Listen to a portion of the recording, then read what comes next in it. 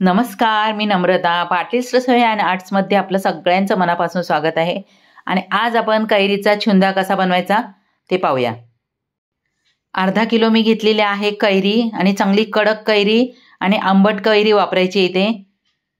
जर आंबट कैरी नसेल तर छुंदा चांगला होत नाही. आता सोलून घ्यायची आहे. तर सोलून झालेली आहे कैरी आपली. आता किसून घ्यायची आहे किसणीने. तर बारीक किसणीने किसून घ्यायची आहे. हे बघा, तर आपली कैरी किसून पण झालेली आहे. आता हा किसलेला किस आहे हा एका भांड्यामध्ये घेऊन मोजून घ्यायचा आहे आणि दाबून मोजायचं आहे असं. हे बघा, मोजून झालेला आहे. तर आपल्याला याच्यापेक्षा थोडीशी साखर जास्त घ्यायची आहे, म्हणजे 1.25 पट साखर घ्यायची आहे. आता कैरीमध्ये मिक्स करायचं आहे. हा कैरीचा छुंदा तुम्ही उन्हात सुद्धा बनवू शकता. तर असा मिक्स करून 4 दिवस उन्हात ठेवायचा आहे. झाकण लावायचं आहे आणि परातीत ठेवायचं आहे. रोज हलवायचं आणि त्याच्यानंतर आपल्याला 5व्या दिवशी याच्यामध्ये मसाले टाकायचे. परत 1 दिवस उन्हात ठेवायचं, म्हणजे छुंदा उन्हात पण चांगला होतो. पण आपण गॅसवर बनवणार आहोत. तर गॅसवर आपल्याला 15 ते 20 मिनिटं आधी साखरे शिजवून घ्यायचं आहे. लो फ्लेमवरच शिजवायचं आहे. तर मी 20 मिनिटं शिजवून घेतलेलं आहे. आता याच्यामध्ये टाकून घ्यायचे आहेत मसाले.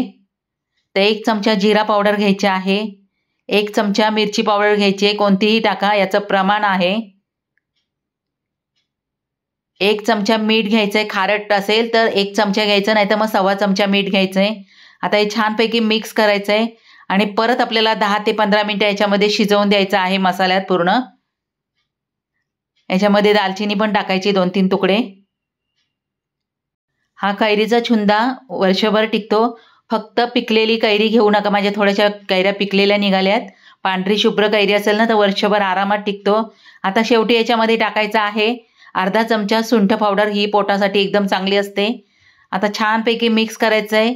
पूर्ण थंड होऊन द्यायचं आहे. त्याच्यानंतर काचेची बरणी कोरडी करून घ्यायची, चांगली उन्हात सुकवून घ्यायची धुवून, आणि त्याच्यामध्ये आपल्याला हा छुंदा भरून ठेवायचा आहे.